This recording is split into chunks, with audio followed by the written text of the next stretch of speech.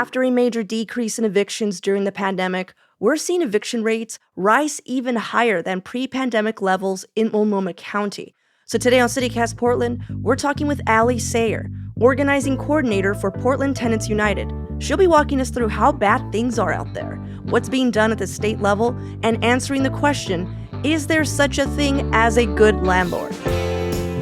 It's Tuesday, April 11th. I'm Claudia Meza, and this is what Portland's talking about.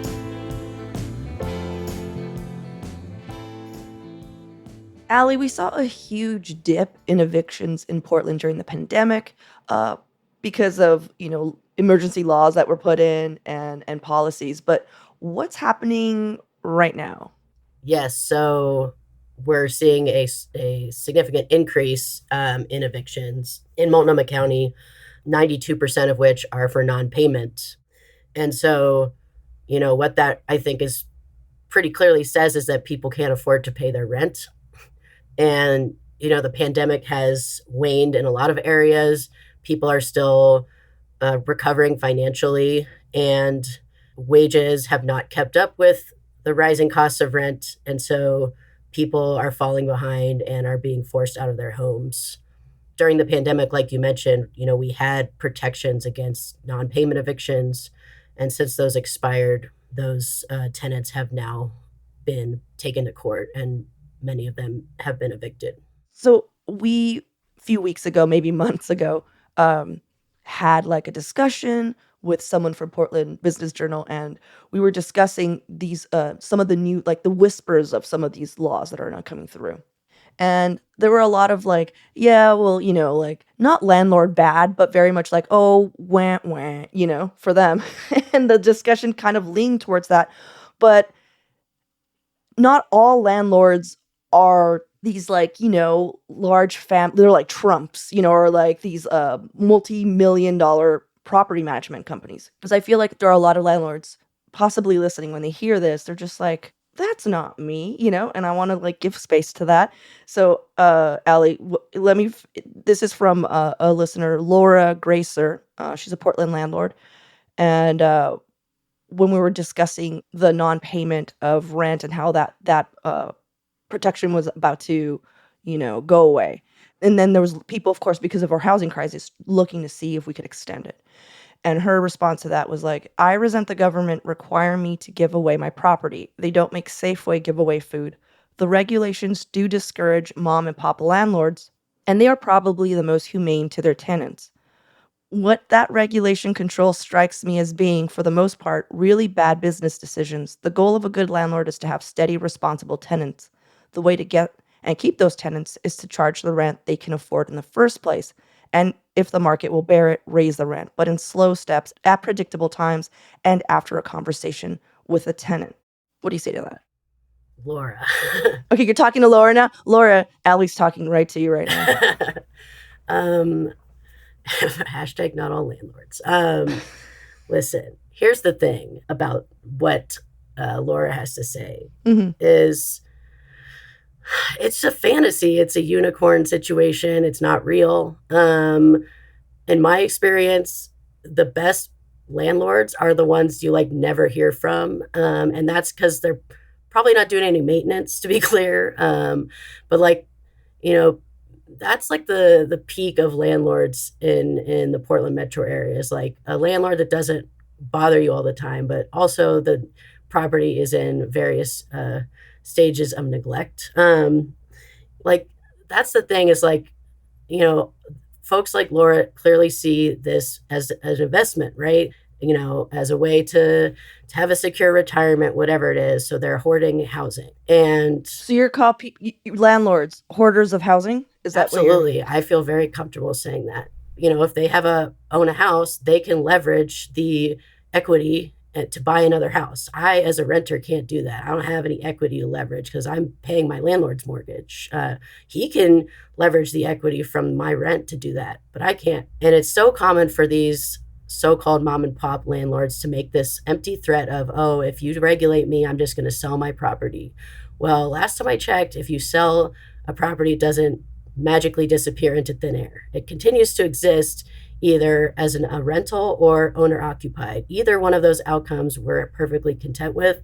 Um, and in my experience, mom and pop landlords are just as lawless, if not more lawless, than corporate landlords, because big corporate landlords have, this tremendous liability to think about if they, uh, break the law blatantly. Whereas mom and pop landlords, I probably get 5 to 10 emails a week about unlawful, no cause evictions, landlords trying to prevent their tenants from getting relocation. Those are all so called mom and pop landlords.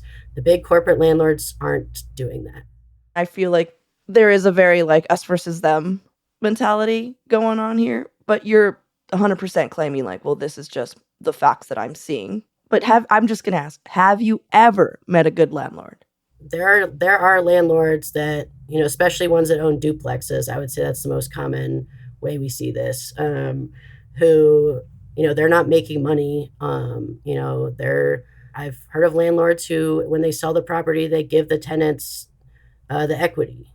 So it's hypothetically possible to be a good landlord. It is extremely rare in the current system because the current system is like, this is a great investment for your retirement. And like, Mhm. so, that's how people view it is like, if I have to spend money, then that's money that's not going into my retirement. And so, that would be my, challenge to those landlords that are bothered by those comments is like, I think you should really look inward. People really identify as good landlords, but when you ask them, it's like, like yeah, you were that kind of absentee landlord that didn't do any repairs or any maintenance. If a landlord treats the property like they live there, then I think they could potentially be a good landlord. But I've yet to see a landlord that treats a rental property like they live there. Yeah, there was, like, a lot of energy around protecting tenants, like you said, a few years ago. So, is the city at all planning to do anything at this point, or do you know what have you heard about, any actions that are being taken at the city level? I know the city has been talking about, primarily trying to coordinate with Multnomah County to offer more rent assistance, to get units up onto the market, doing things like a program Turnkey Multnomah, where they're actually buying like motels that went out of business during the pandemic, and turning them into housing, primarily kind of short term transitional housing. Also, giving landlords like just guaranteed rent and huge insurance policies to take tenants in to their buildings. At the same time, they have rolled back some tenant protections at the city level, and so what we would really like to see is a return to that. I think focus on keeping tenants housed and not just doing something when people lose their homes, because it's a lot more expensive to house someone who's been displaced than it is to just keep that person housed. Right. Are you noticing, like, any kind of attitude change with the new council? We had an election not too long ago, so we have some new commissioners. I mean, 'cause it's the same old mayor, but, like, attitudes do change once the commissioners have a shakeup. So, what have you heard from the new council members? What we've heard, for the past, at this point, I think 3 years or so, we've been trying to pass an ordinance, the tenant protection ordinance, which would take a bunch of existing landlord behaviors, some of which are already unlawful, and kind of package them into what's called landlord harassment, essentially designed to get people to self evict. This would essentially have some penalties for landlords refusing to do maintenance. I mean, just showing up uninvited, literally screaming at people. I mean, there's all sorts of things that landlords could do to, when they want a tenant to leave and they don't have a good reason to evict them, to just get them to move out. And so, we've seen, some movement on that. The Rental Services Commission recommended that City Council pass it. So Commissioner Ryan was in charge of carrying that. And so, we're still hopeful that they'll bring that forward and pass it. I think that'll go a long way to keeping people housed, but definitely, since Chloe Daly and Joanne Hardesty were lost re-election, there's been less urgency around tenant protections, and I think more urgency around like getting homeless people to be less visible. All right, let's take a break here. When we come back, what the city and county are doing to address these mass evictions.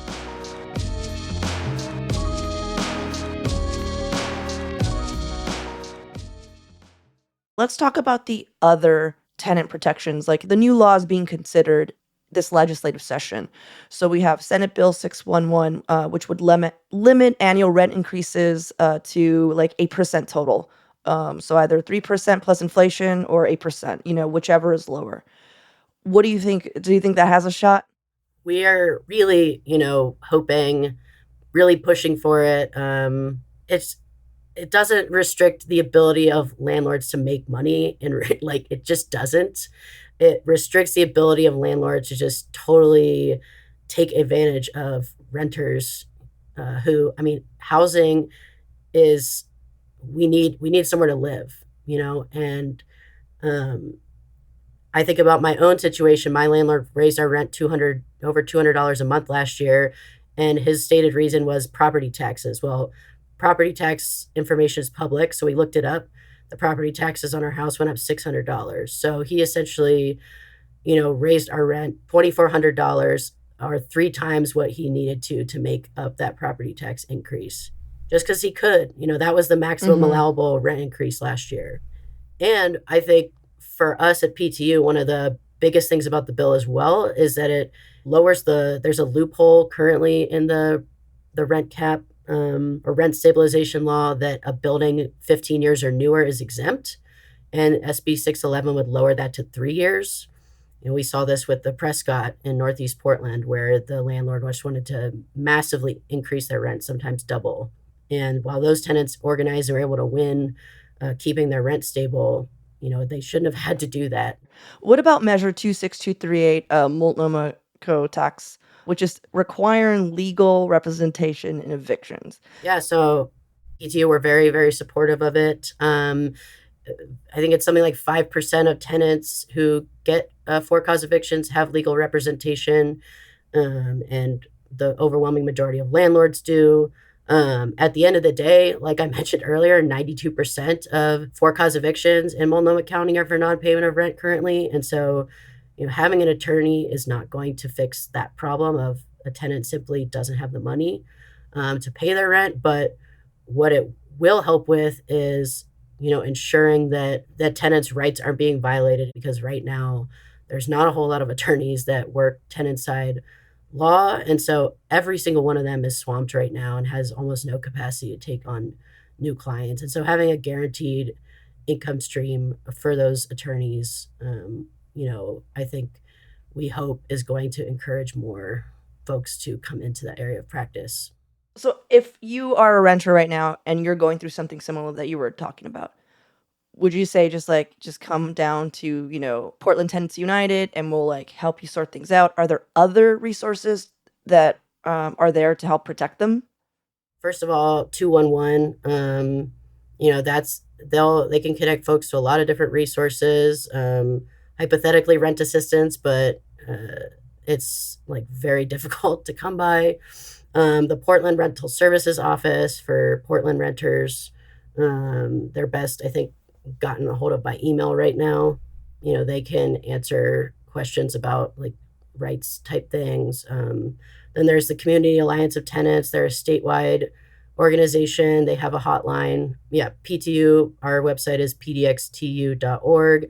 You can contact us via email, Facebook, Twitter, whatever. And then Oregon Law Center Legal Aid Services of Oregon is a fantastic resource, especially for folks who are facing eviction. They've recently gotten a lot more funding to help those tenants. And so, while I would say pretty much all these resources are fairly overwhelmed because of the need is so great, those are definitely where I would point folks to go. Well, thank you, Ellie. Thank you so much for taking the time to speak with us about this really important issue. And also, thank you for the work you do. Yeah, thanks for having me.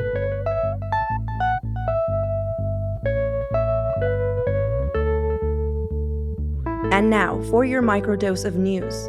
Canby School District in Clackamas County is considering banning books.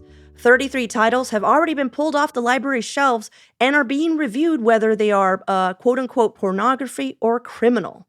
And some of these books include The Bluest Eye and The Handmaid's Tale. Understandably, students and fans of the First Amendment are not happy. And people in Los Angeles are talking about the latest Salt and Straw expansion. The Portland-based ice cream chain has 7 stores within the LA County boundary, but their soon-to-be 8th location in Silver Lake is creating tension in that neighborhood. It seems they're displacing a locally owned gelato shop that had already been gentrifying Silver Lake since 2006. All jokes aside, local businesses getting pushed out by out-of-town chains sucks. And Pazzo Gelato claims their lease is not being renewed to make room for the Portland business. For even more local news and events, sign up for our daily newsletter, Hey Portland. We'll throw a link in the show notes.